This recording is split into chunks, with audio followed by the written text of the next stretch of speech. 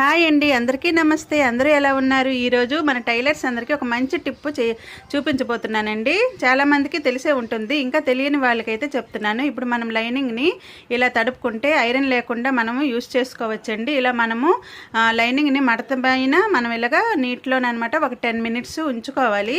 ఇలా మడత పైన ఉంచుకుంటే మనకి చాలా బాగా వస్తుందండి, ఐరన్ కూడా అక్కర్లేదు. ఇంకా నేను ఒక 10 మినిట్స్ అయితే నీటిలోని ఇలా నానబెట్టుకున్నాను.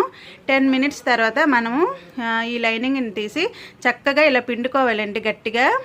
ఇంకా మనం ఇప్పేసి నానబెట్టుకున్నామంటే ఆ లైనింగ్ సాగిపోయి మనకి కట్ చేసేటప్పుడు మనకి వీలుగా ఉండదు, ఇంకా చాలా కష్టంగా ఉంటుంది. ఇలా అయితే మనకి జాకెట్ కట్ చేసేటప్పుడు బ్లౌజు చాలా చక్కగా వస్తుంది.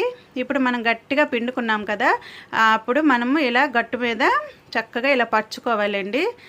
చక్కగా మనం దులిపేసుకోవాలి. ఈ లైనింగ్ క్లాత్ని చక్కగా దులుపుకొని ఇలా మనము ఇలా గచ్చు పైన చక్కగా నేను చూపించే విధంగా ఇలా మీరు పరుచుకోవాలండి.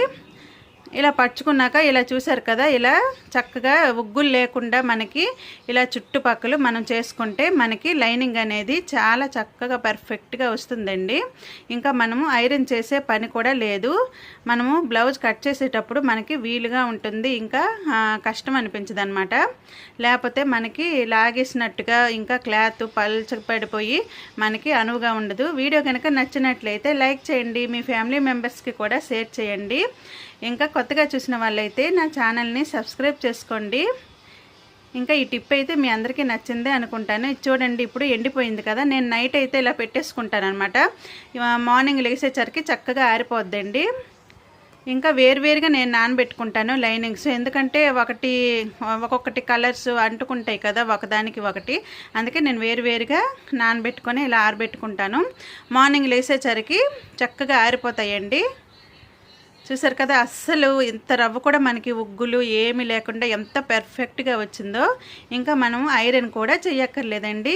ఈ వీడియో కనుక నచ్చినట్లయితే లైక్ చేయండి. ఈ టిప్ మీకు అందరికీ నచ్చిందే అనుకుంటానండి. ఇంకా మీ ఫ్యామిలీ మెంబర్స్కి కూడా షేర్ చేయండి. Thank you for watching.